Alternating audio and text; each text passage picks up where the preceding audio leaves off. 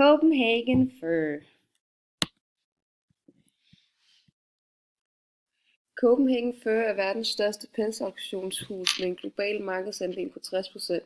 Copenhagen Fur er et andelsselskab ejet af de danske minkavlere. Udover det er Copenhagen Fur også et flagskib inden for dansk mode og design. I 2014 og 2015 havde Copenhagen Fur en omsætning på 10,9 milliarder kroner, og samme år solgte de 28,7 millioner minkskind og producerede 17,8 millioner skind i Danmark.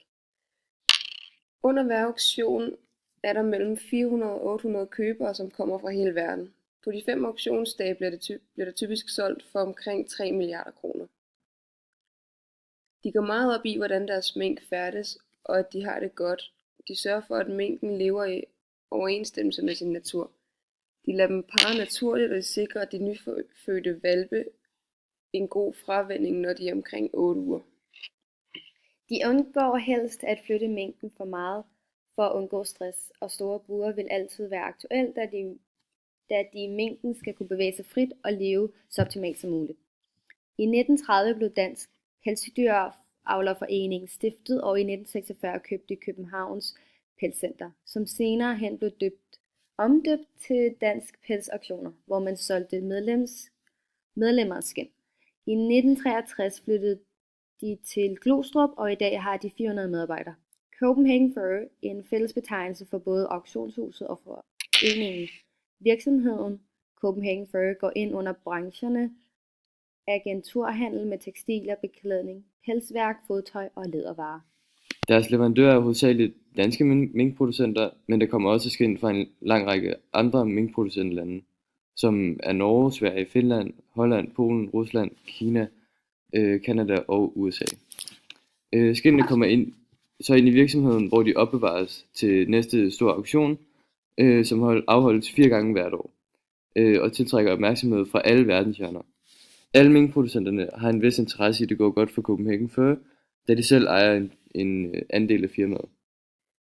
Copenhagen Fur er kun interesseret i de allerbedste skind på markedet. Derfor er de danske minkproducenter hovedsageligt deres leverandører, da de danske producenter er dem, der producerer de bedste skind i verden. Forbrugerne af skindene af andre producenter, som laver tøj, pels, jakker, handsker, huer osv. Værdikæden. Indkøb og varelager. Ved indkøb og varelager, der har Copenhagen Fur deres medlemmers minkfarm, hvor der bliver produceret ca. 16,3 millioner minkskind hvert år. Marketing. Under marketing, der har de nyhedsbrev. De har deres eget nyhedsbrev, som hedder Fagbladet Dansk Pelsdyravl. Det udsendes gratis 8 gange årligt til alle pelsdyravlere, der er medlem af Dansk Pelsdyravlerforening. Det udkommer i januar, februar, marts, april, juni, september, oktober og november. Med priser, der har vi sat et lille skema ind, hvor I der ses, at i 2014-15, der var den gennemsnitlige pris per dansk produceret minkskind 386 kroner, og i årene 2012-2013 var prisen for minkskind højst, der kostede de 612 kroner, og så i de efterfølgende par år, der er prisen faldet.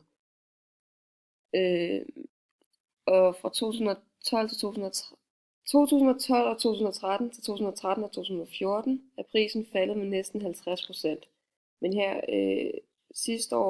forrige år, der er prisen lige så stille begyndt at stige igen. Så har de salg og service. Der har de deres auktioner, hvor 5 gange om året afholdes der auktioner, hvor de sælger skind, pels til folk over hele verden.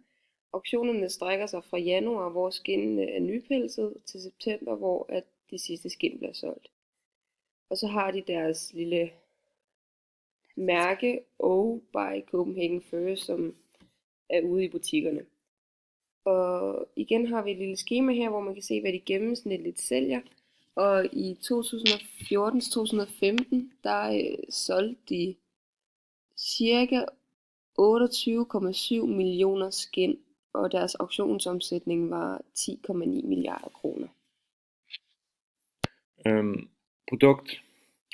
Produkter er vigtigt for Copenhagen Fur, fordi de laver kvalitetspels af mink og chinchilla, og det bliver lavet om til pelsjakker og pelskrave til jakker.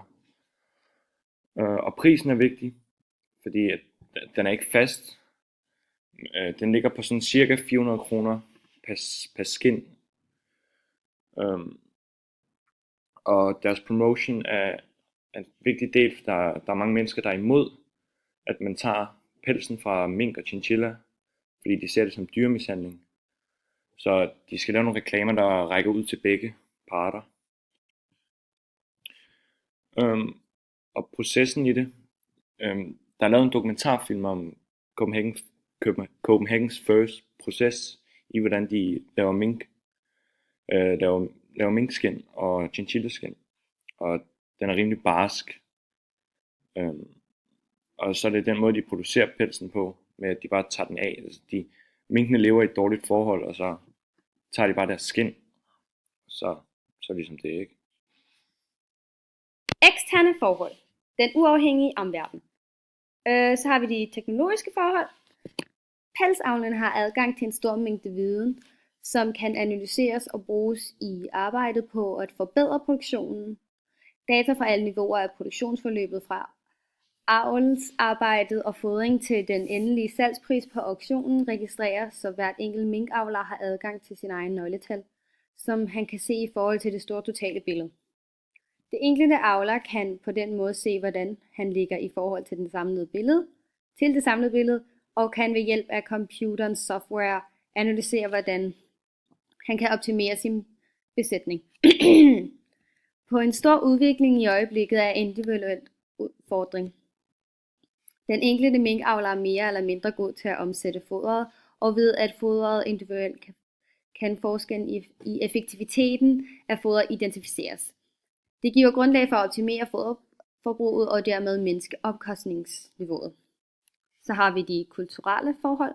Det er meget populært at gå med pels nu. Men hvis det bliver upopulært, vil det hermed skade Copenhagen Fur, og de vil ende med at gå i konkurs, da der ikke er nogen, der vil købe deres skin. Så har vi interesseorganisationer. I juni 2013 etablerede Copenhagen Fur det kreative kraftcenter, KIK. Copenhagen, som står for Copenhagen International Center for Kreativitet. KIKs formål er at bygge en bro mellem pels og modebranchen. KIK ønsker at medvirke til at skabe dynamik og vækst inden for modeindustrien og inden for det kreative erhverv. KIK består af 3 forretningsdimensioner. Copenhagen Nexus, som er en afdeling, der varetager samarbejde med kommercielle mode- og interiøre virksomheder. Der er også en platform, der bygger bro mellem pels- og modeindustrien. Så er der Copenhagen Studio, som er skabt med henblik på at skabe en bedre understøttelse af design og innovation inden for pelsbrug. Den udgør det kreative kompetencer i KIK.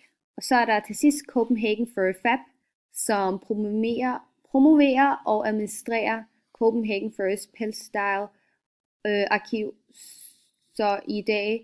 som i dag er verdens største af sin art. Så har vi miljøet.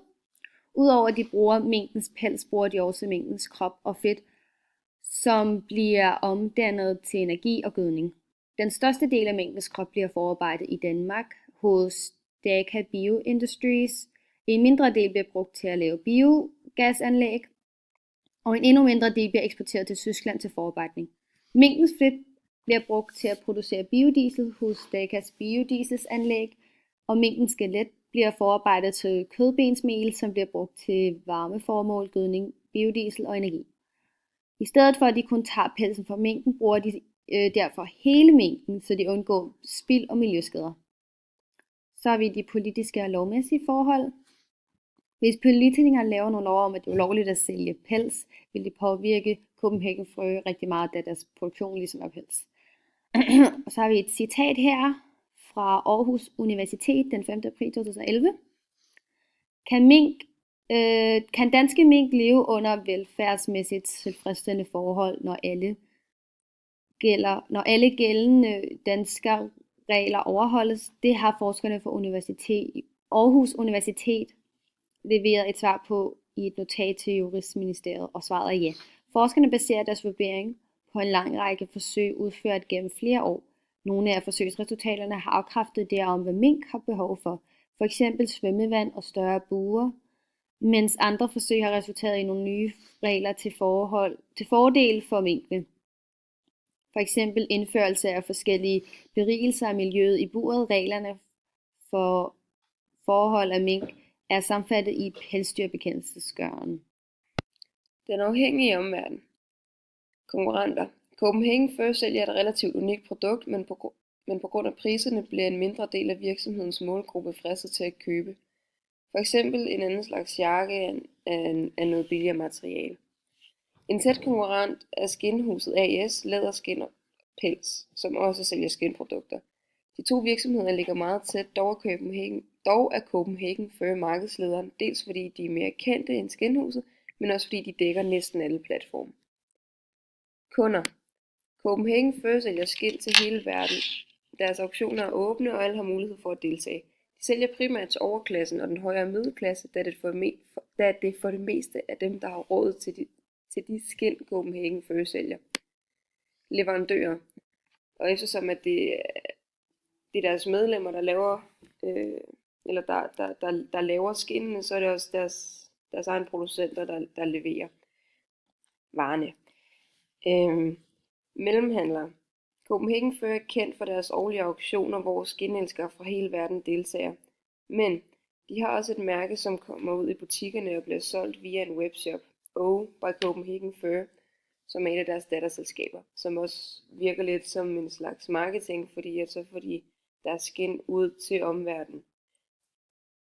Så andre også kan se, hvad det er for noget, hvis man ikke lige har tid eller råd til at tage til auktioner.